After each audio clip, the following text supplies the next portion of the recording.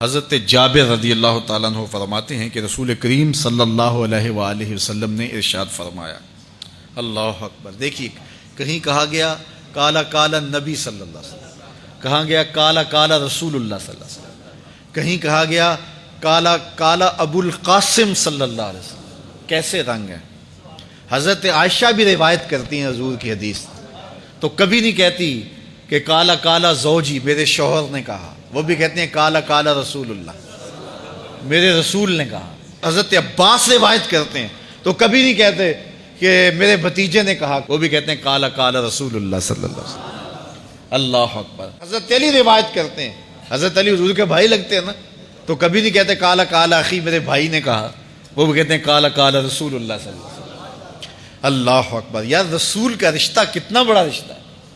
تو کوئی نہیں کہتا میرے شوہر نے کہا ہے، کوئی نہیں کہتا میرے بھتیجے نے کہا ہے، کوئی نہیں کہتا کہ میرے بھائی نے کہا ہے، سارے کہتے ہیں میرے رسول نے کہا ہے۔ تو یار یہ کتنا بڑا رشتہ ہے، کتنا عظیم رشتہ ہے۔ تو اس رشتے کے ساتھ فخر ہوتا ہے، ناز ہوتا ہے۔ اللہ اکبر۔ تو یہ کیا کہتے ہیں؟ کالا ابو القاسم۔ اب یہ کہتے ہیں کالا کالا رسول اللہ صلی اللہ علیہ وسلم۔ رسول کریم صلی اللہ علیہ وسلم نے ارشاد فرمایا، اُرِدَتْ عَلَيَّ النَّارُ، میرے اوپر جہنم کو پیش کیا گیا، میں نے جہنم کا ملاحظہ کیا تو میں نے وہاں ایک عورت کو دیکھا، اس کی ایک بلی تھی، اس بلی کی وجہ سے اس کو میں نے عذاب میں مبتلا دیکھا۔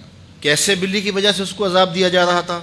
اس نے بلی کو باندھا ہوا تھا، قید کیا ہوا تھا، نہ تو اس کو وہ کوئی دودھ دیتی تھی، کوئی اس کو کھانے کے لیے چیز دیتی تھی، اور نہ ہی اس کو چھوڑتی تھی کہ وہ زمین کے کیڑے مکوڑے کھا کے اپنے پیٹ کی آگ بجھا سکے، یہاں تک کہ وہ بلی بھوک کی وجہ سے مر گئی۔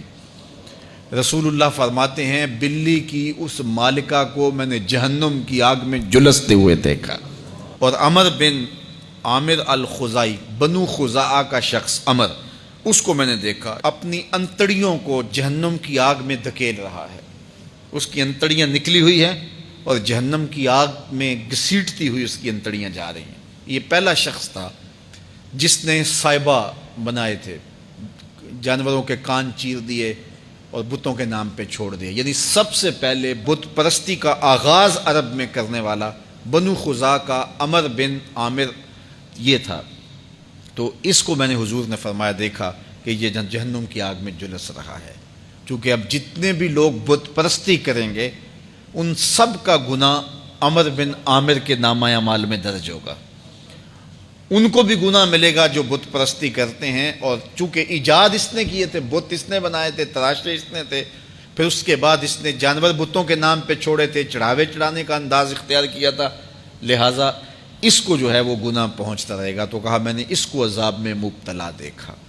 تو اگر خیر کی بنیاد رکھو گے نیکیاں ملتی رہیں گی، کھاتے کبھی بھی کلوز نہیں ہوں گے، اور اگر برائی کی بنیاد رکھو گے قیامت تک اس برائی پر جو عمل کرتے رہیں گے اس کا گناہ بھی کھاتے میں پڑتا رہے گا۔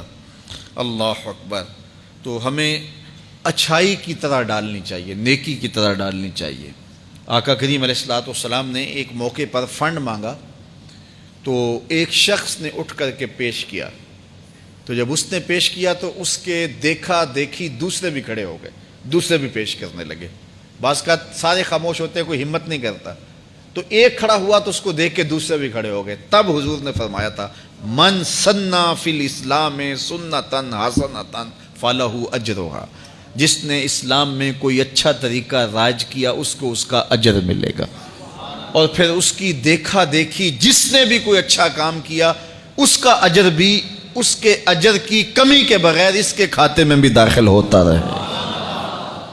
اس لیے نیک، اور میں کئی لوگوں کو جانتا ہوں کہ جو جمعۃ المبارک کے اجتماع میں، پیر کے اجتماع میں لوگوں کو لے کے آتے رہے، کسی وجہ سے وہ خود نہیں آتے لیکن جن کو لے کے آتے رہے وہ اب بھی آ رہے ہیں، تو وہ اگرچہ نہیں آ رہے اور کچھ فوت بھی ہو گئے ہیں، تو جو جن کو لے کر آئے ان کے کھاتے کا ثواب ان کے نامہ اعمال کے کھاتے میں بھی درج ہوتا رہے گا۔ تو اس لیے اچھائی کی طرح ڈالو، نیکی کی طرح ڈالو، اچھائی کی طرف جاؤ۔